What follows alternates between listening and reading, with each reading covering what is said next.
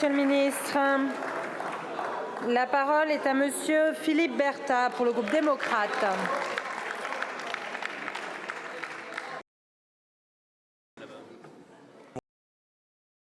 De l'inscription de l'avortement dans la Constitution à la procréation médicalement assistée, les choix des femmes doivent être protégés et assurés pour toutes. Par exemple, les spermogrammes démontrent l'impact négatif de la santé environnementale sur la santé humaine et le rôle joué sur la baisse de la fertilité. Le développement de la recherche sur les maladies génétiques accroît les connaissances scientifiques sur les anomalies et les pathologies qui entravent la reproduction.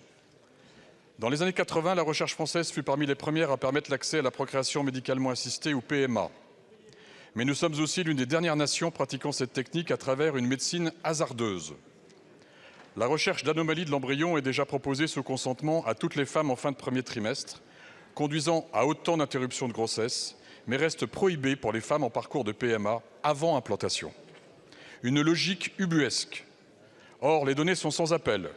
Selon l'âge des patientes, 40 à 90% des embryons sont porteurs de telles anomalies, réduisant de facto les chances de donner naissance à un enfant. Dans la grande majorité des cas, ils conduiront à des avortements spontanés ou à de multiples interruptions médicales de grossesse. Le parcours proposé aux femmes françaises est indigne de notre pays, composé trop souvent des 4 tentatives autorisées avec les souffrances et les risques associés. Enfin, seules les plus favorisées d'entre elles pourront accéder à ces techniques biomédicales à l'étranger, renforçant malgré elles les délocalisations de la reproduction et le tourisme médical. Cette recherche d'anomalies limiterait le transfert embryonnaire à un seul embryon, éviterait la congélation d'embryons anormaux, bref, multiplierait de façon considérable les chances de succès de la PMA. Ce coût humain est terrible, bien sûr, mais c'est aussi un coût sanitaire et financier. Alors, Monsieur le Ministre, quand allez-vous autoriser la recherche d'anomalies chromosomiques avant l'implantation de l'embryon dans le cadre d'une PMA? Je vous remercie. Je vous remercie, mon cher collègue. La parole est à monsieur Frédéric Valletoux, ministre de la Santé et de la Prévention. Madame la Présidente, Mesdames et Messieurs les députés, Monsieur le député Philippe Berta, vous m'interrogez sur l'autorisation de la recherche d'anomalies chromosomiques avant l'implantation de l'embryon et ce dans le cadre de la procréation médicalement assistée, plus généralement appelée DPIA. Aujourd'hui, il n'est pas pratiqué systématiquement en population générale, mais seulement lorsqu'un risque a pu être identifié chez les parents, vous l'avez rappelé.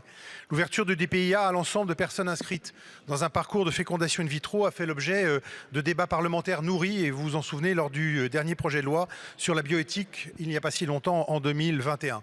Et je m'inscris parfaitement dans la ligne portée par le gouvernement alors sur cette question. Il ne faut pas limiter nos capacités de dépistage de maladies pouvant emporter des conséquences sanitaires terribles sur les enfants qui viennent de naître ou sur les enfants à naître. Il faut aussi pouvoir donner le maximum de chances aux patients en parcours de FIV d'obtenir une naissance. C'est à la science de faire son chemin et de faire des propositions. Avant d'autoriser par la loi la technique du DPIA, celle-ci doit être validée, à la fois au plan médical et scientifique, mais aussi au plan médico-économique, mais aussi sur le plan éthique. C'est pour cette raison qu'a été lancée une étude clinique sur le sujet, vous le savez, qui est en cours et qui devrait pouvoir faire l'objet de conclusions en 2026 ou 2027. Sur la base de ces travaux, nous pourrons rouvrir le débat parlementaire, il le faudra, sur l'autorisation de DPIA pour l'ensemble des patients ayant recours à une FIV. Je vous en remercie. Merci beaucoup, monsieur le ministre.